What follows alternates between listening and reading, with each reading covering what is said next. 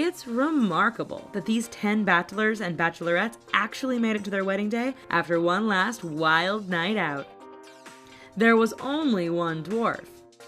The U.S. Securities and Exchange Commission, SEC, isn't typically in the business of investigating bachelor parties, but they felt the need to get involved after an extravagant stag for a Fidelity Investments trader cost in excess of $100,000 and was believed to have been paid for by father of the bride / defamed Tyco chief, Dennis Kozlowski. Kozlowski allegedly funded a bash that included a dwarf, a private jet, a yacht, and numerous suites at South Beach's iconic Delano Hotel. The former Tyco head was quick to talk down the exorbitance of the bachelor party, recalling that there was only one dwarf.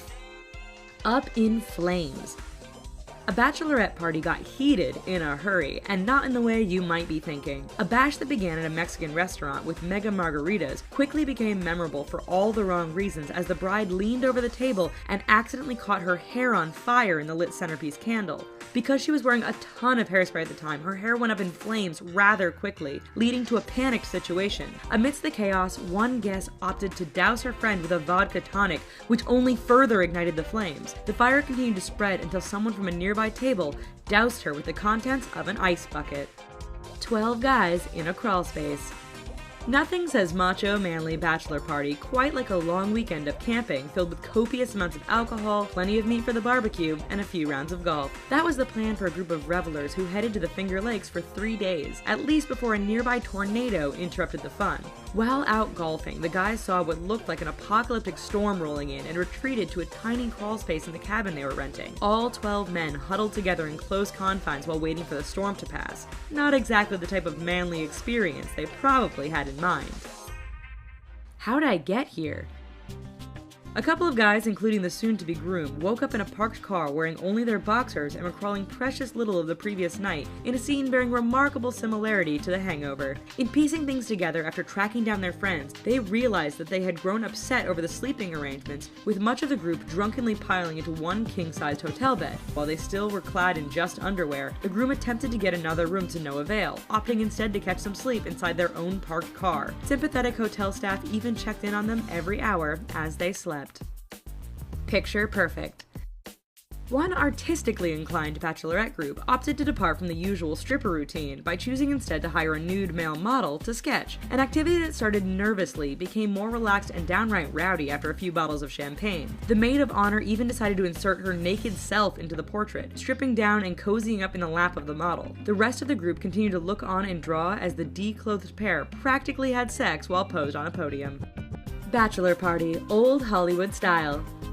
Jimmy Stewart didn't exactly act the part of his wholesome It's a Wonderful Life character George Bailey for his scandalous 1949 pre-wedding bachelor party. Held at the famous restaurant Chasen's, the wild celebration included a strangely high number of midget entertainers. There was Jerry Marin, an actor who played a munchkin in The Wizard of Oz, who put on a baby costume and was supposed to pee on Stewart. There was also Bill Barty, who was hired to call him Daddy throughout the night. There were even 2 more brought in to jump out of a silver serving dish as some sort of kinky surprise. Where's the bride? A bachelorette party in Vegas came apart at the seams when a group of 15 sorority sisters in starkly different financial situations disagreed strongly on the type of entertainment to be enjoyed. While some made their way to an upscale club, others split off to a divey, inexpensive restaurant. All that was left behind was the bride, who both groups believed had gone to the other establishment and therefore wound up stuck back at the hotel. When no one answered her immediate calls, she got so angry that she booked her own room for the night and refused to speak to the other 14 revelers. Elton's Jam.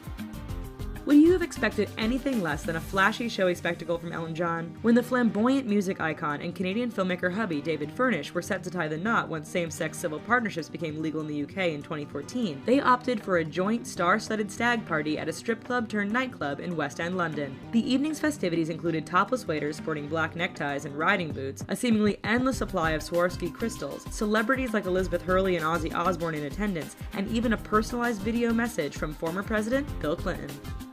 Little Egypt. P.T. Barnum, of Barnum and Bailey's circus fame, knew how to draw people in with extravagance, so he was right in his element when planning his grandson's 1896 high society bachelor party. That is, until the party was raided by a unit led by police captain George Chapman, who was acting on a tip that famous burlesque dancer Little Egypt would be performing naked. Not only was that true, but as the case went to trial, other sordid details from the party emerged. In what was a rather prudish time, stories of the groping of young women, exposing of genitals, and the presence of syringes served to shock the public. So what's your craziest bachelor or bachelorette party? Let us know in the comments. And while you're here, here's some other videos we feel you might enjoy, and don't forget to click like and subscribe. Thanks!